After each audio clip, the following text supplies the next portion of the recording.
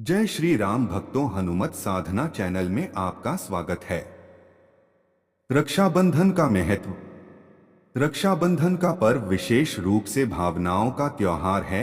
एक ऐसा बंधन जो दो जनों को स्नेह के धागे से बांधता है। रक्षाबंधन को भाई बहन तक ही सीमित रखना सही नहीं होगा, बल्कि ऐसा कोई भी बंधन जो किसी को भी बांध सकता है।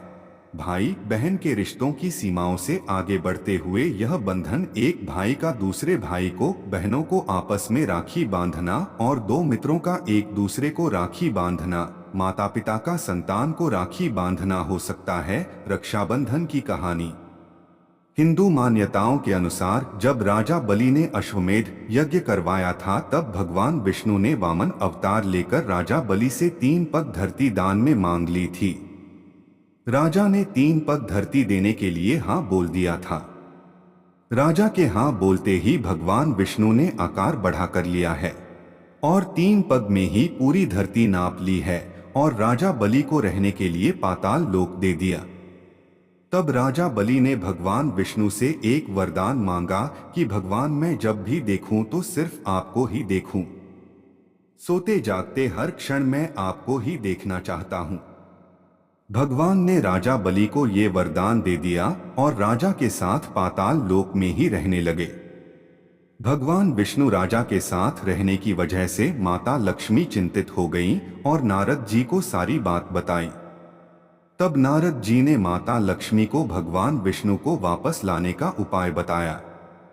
नारद जी ने माता लक्ष्मी से कहा कि आप राजा बलि को अपना भाई बना लीजिए और भगवान विष्णु को मांग लीजिए। नारद जी की बात सुनकर माता लक्ष्मी राजा बलि के पास भेष बदल कर गईं और उनके पास जाते ही रोने लगीं। राजा बलि ने जब माता लक्ष्मी से रोने का कारण पूछा तो मां ने कहा कि उनका कोई भाई नहीं है, इसलिए वो रो रही हैं। राजा ने मां की बात सुनकर कहा कि आज से मैं आपका भाई हूं। माता लक्ष्मी ने तब राजा बलि को राखी बांधी और उनके भगवान विष्णु को मांग लिया है। ऐसा माना जाता है कि तभी से भाई बहन का यह पावन पर्व मनाया जाता है। कथा है। राखी बांधने की विधि। सबसे पहले बहनें भाई की कलाई पर राखी बांधने तक व्रत रखें। बहनें भाई को राखी बांधने से पहले रोली चावल का टीका लगाएं। ध्यान रखें कि राखी बंधवाते समय भाई का मुख पूर्व दिशा की तरफ और बहन का मुख पश्चिम दिशा की तरफ होना चाहिए।